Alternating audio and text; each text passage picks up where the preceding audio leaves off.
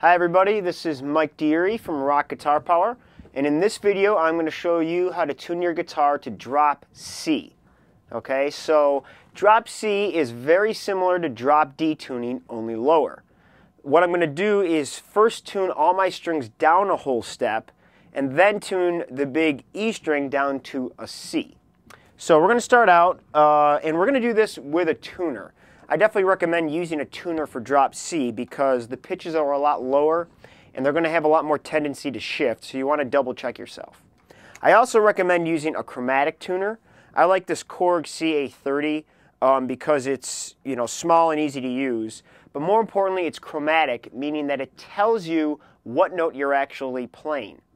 The other type of tuner would be one where it just has the 6 notes and it tells you whether to tune higher or lower to get to each note. You're going to have some troubles with that because it's not going to probably detect that your E string is going way down to a C, and it's going to be harder to tune that way. So get a chromatic tuner if you can. So what I'm going to do is start off by tuning all my strings down a half step. So we'll start with the little E string and I'm going to tune it down to a D. And I'm going to give you guys the reference pitches when I'm done here. I'm just going to go ahead and tune them all down, and then we'll see where we're at. And now the B string is going to go down to A. Now the G string down to an F. The D string down to a C.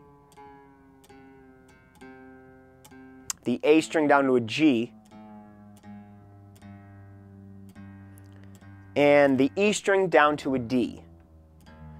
And we're going to drop this lower, but for now we're just going to make it a D, okay? Good. So now those are generally where they need to be. Before I finalize them, what I'm going to do is give each string a little tug, like this, okay? The reason why is because when I tune strings really low, the tension has a hard time setting itself back up to where it doesn't move. So by giving this little tug, it helps kind of let the string settle and stay in tune a little bit better. Now after I do that, I'm going to go ahead and tune them one more time. You'll probably notice that most of them are a little sharp, and that's pretty standard when you release the tension from a string for it to go a little bit higher again. So just double checking them one more time.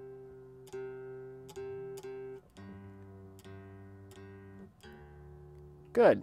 Okay, so now we are at a tuning where all our strings are down a whole step. Okay, so we definitely have a lower sound, but we're still in a standard type tuning. Now all we need to do to make this drop C is tune our big string down a whole step. So just like we did with drop D, we're going to do this by ear by hitting the big E string and then the open D string, and then detuning it until they sound the same.